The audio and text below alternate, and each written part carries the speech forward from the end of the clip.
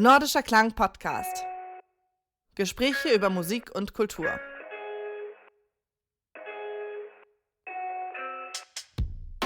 Die junge Sängerin und Komponistin Irma Neumüller schreibt Songs auf Schwedisch und Englisch. Mit ihrer persönlichen Note bringt sie Frische und Leichtigkeit in den swingenden Jazz-Sound und beeindruckt vor allem im Scat-Singing. In den letzten Jahren hat sie in ganz Schweden gefeierte Konzerte gegeben und wurde 2023 von Scankön Sörmland zur jungen schwedischen Solistin erkoren und erhielt mehrere Stipendien. Am 7.5. wird sie in Greifswald mit Songs aus ihrem Debüt-Album Introducing Irma Neumüller auftreten. Das nachfolgende Gespräch findet auf Englisch statt. Hello and welcome to our podcast, Irma. We are really happy to have you here with us today and to have a little chat about music and your music in particular. I would first like to know, how did you get started with music? Was it something you always wanted to do professionally, or did you stumble into it? I've read that you were trained classically cello and eventually switched to jazz singing. Yeah, exactly. Actually, I kind of grew up always knowing that I wanted to do music professionally. I started playing the cello when I was 4 because both of my parents, my mom is a oboe player and my dad is an amateur violin player and guitarist. So we've always had music around, and then they thought that it was like when I was 4, then that was a good age to choose an instrument. And you chose cello, the smallest of all instruments. Yeah, exactly. But you know, for little children, they have tiny, tiny cellos. Is that so? Okay. Yes. So I was little, and the cello was like a violin, basically. Okay. Like a really, really tiny cello. And then, I think when I was really little, I then played cello, and my dream was to become either a cellist or an ice princess when I grew up. What is an ice princess? I don't know. A princess that's skating on ice, something like this. I don't know. So I wanted to become a cellist. Two great career opportunities. Exactly. Yeah. But then cellist felt a little bit easier, so I went for that path. And then somewhere here, I also discovered a very famous Swedish singer. Her name is Carola. I don't know if you are familiar with her. Unfortunately not. So she's huge. She's huge in Sweden.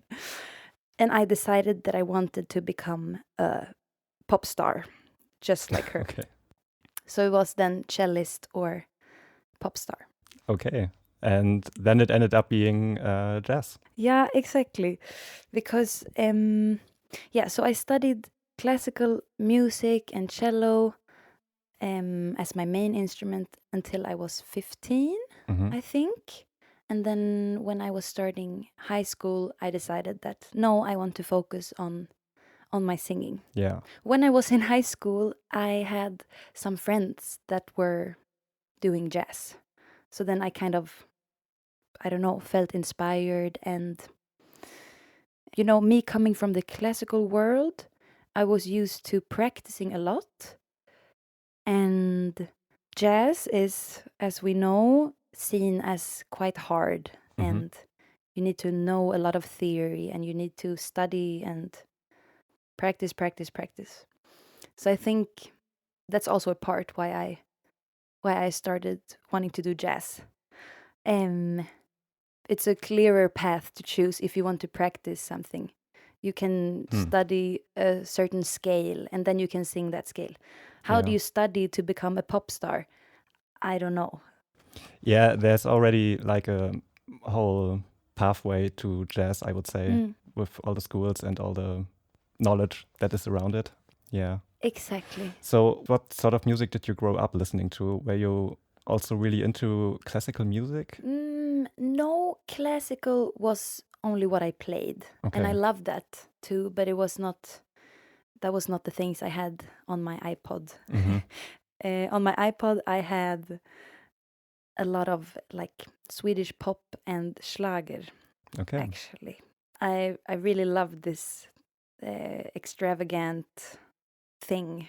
When you watch Eurovision and there's fire and there's confetti and someone is like flying on the stage, and then there's some key changes and they're changing clothes and stuff. That I was totally I was totally into that. And Yeah, it's a whole spectacle you can't Exactly. find in classic or jazz, I would say. yeah, unfortunately not. Maybe one day, Not yet, at least. Yeah. maybe at my concert at Nordische Klang, I will have some fire. Yeah, we will see. Yeah, I pray for the best. So you studied or you are studying in Berlin right now, is that correct? Yeah, exactly. Yeah. Is there any noticeable difference in the jazz scenes and music in Germany and Sweden? You toured around for a little bit. Did you notice anything? Yeah, I would say that in Stockholm, for example, the jazz scene is much more straight ahead and traditional, kind of. Basically, everyone I know that studies in Stockholm, they can play and sing swing stuff. And I don't mean like old swing, but like swinging jazz. So good. Like it's really swinging, everyone. And here in Berlin, I would say people are really good at other things. A lot of people do more modern stuff and more just free improv stuff, kind of. Yeah, I don't know. It's different. And I think maybe that's also because in Germany, as I understood it, there's no university basically where you can study pop or rock, right? Maybe correct me if I'm wrong. So a lot I'm of not people, aware of it, at least. Yeah. So people who want to sing pop or their own music or whatever, they start to study jazz. While in Sweden, I think the people who study jazz voice, they really want to they want to like do the vocal jazz thing. Yeah. But it's inspiring to be here because I'm getting in contact with other genres more, I would say. Are there any current like rabbit holes you're into? So I'm still into Swedish pop, if I'm Okay. I never grew out of that. No, not something super special right now. So you released your debut album last year, and prior to this, you were touring around Sweden for a couple of years. What was that like, and did it influence you in any way in your songwriting and composing your own songs and also recording them? I think most of all, so these songs that are on my album, these are songs that I wrote, like the first ones I wrote when I was still in high school. Okay. So these are really like basically my first jazz compositions also. So I've been playing them with a lot of different people for like some years. And then when you hear different people play the same music, you always get nice input and inspiration for the arrangements and stuff like this. Yeah. So I'm not sure if it's like the venues I've been to that has inspired me, but more the people, you know? Yeah, and sure. the people's way of playing my music. So what does it take for you to write and compose and produce music? Do you work alone or in a group, and what inspires you?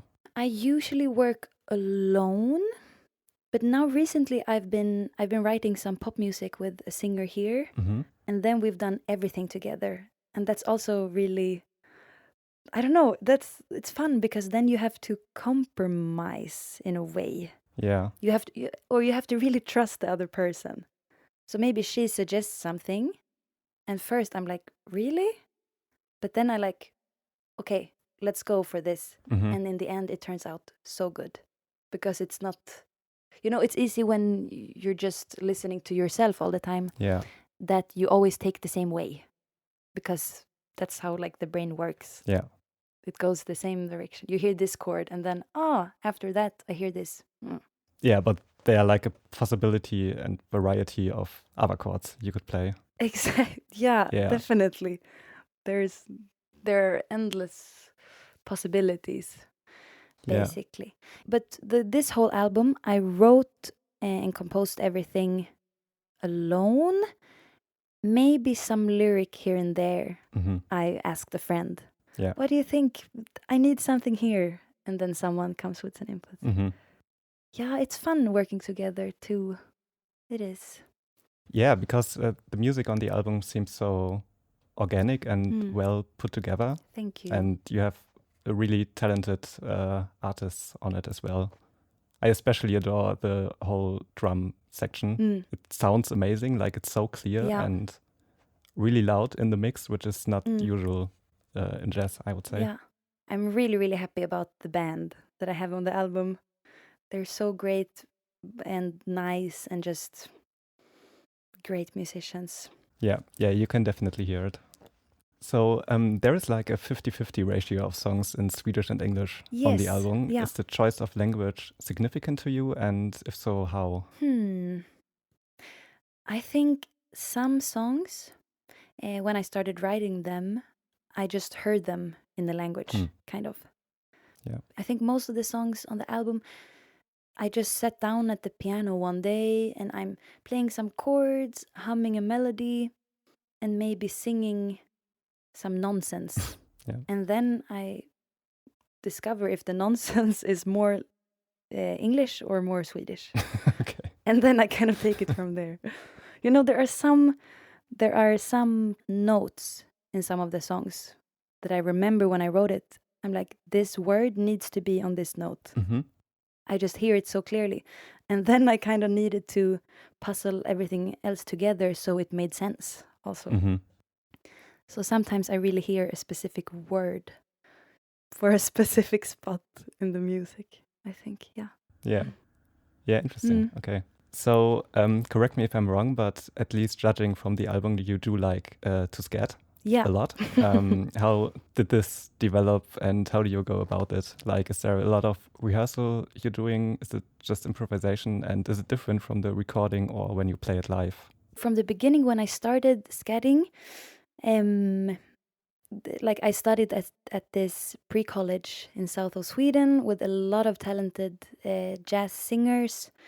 So we were always inspired by each other, I think. I think in Sweden, the jazz singer tradition is very strong right now. Mhm. And I feel like everyone wants to scat, kind of. But how I developed my own style, I don't know. Most of all, I've been transcribing solos from the old jazz legends, you know? Yeah. Transcribing a lot of Sarah Vaughan and Ella Fitzgerald and Anita O'Day and Carmen McRae and all of these Hmm. people. And then I've just been practicing that so much, so I kind of developed my own way of doing it, I think. So, of course, in the moment, everything is totally unplanned and improvised. But just like I said about the songwriting process, my brain takes sometimes the same paths. So sometimes I sing the same phrase again, Yeah. like I always do. And I'm like, God, can't I come up with anything else? You know, then I can be a little bit tired of myself. But it's definitely improvised. Hmm. But of course, I take from the things I have inside of my brain, and that's what comes out. Yeah. Does that make sense? Yeah, definitely. Mm. We also talked to Anne Pauline about this, and she said that she tries to imitate certain instruments or thinks about certain instruments when she does this, and also thinks about what a drummer would do, or like incorporating rhythm more into it, which was really interesting. Yeah, there are a lot of different ways to Yeah. think about this.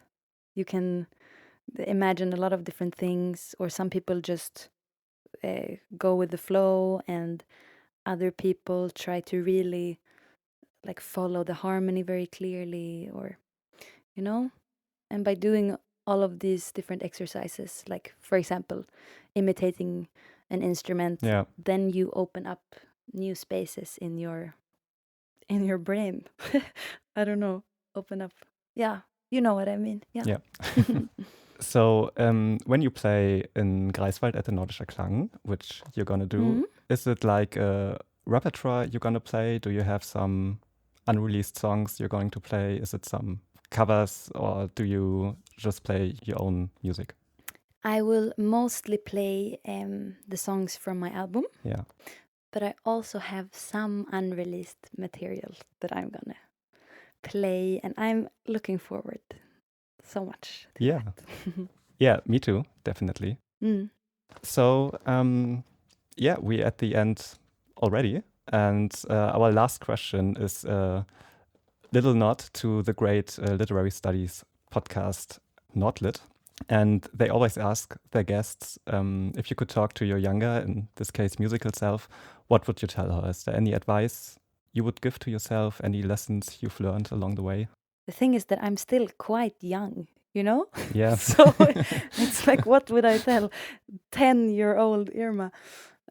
Maybe I would tell myself to chill a little bit because everything will work out anyways. And especially in the beginning when I started learning how to sing jazz, every time I took a solo, my face turned totally red. It was just like a reaction in my body because I got nervous. Yeah. And like, for what? Mhm. It's just music. Like, just chill and have fun. And that's what I'm doing right now. I'm just having fun. And it seems to be working. I don't know. Yeah. Yeah. Yeah, that's nice. Or maybe we could rephrase it and have a glimpse into the future. Like, what do you hope for? Do you hope for a big fire presence on stage, or is there anything? Yeah, also, if there's some fire on stage or some confetti, also, I would be so happy. But also, if not, I would probably be really happy anyways. Okay. And then I will record a new album with a duo that I have. It's electric bass and voice. And we will record that in April. Okay, that's an interesting combination. Yes, right? Yeah. So that's kind of what's up next.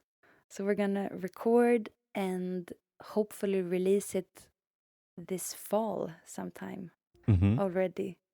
And I'm really excited for that because then it's a lot different than playing all these shing with the full band. Even though I love that. But when it's only a duo setting, it's way more intimate in a way also. Yeah, and also electric bass. You feature on your album analog bass. Yeah, right? Exactly. Yeah. And this bass player, Seth Sjöström is his name, also Swedish.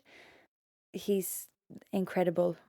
And his sound, and yeah, it's great playing with him. So I'm really looking forward to record the album. Yeah. Okay, I'm looking forward to the finished project. Thank you so much for your time, and I'm really looking forward to your concert in Greifswald. Thank you so much for having me, and I'm also looking forward. See you there.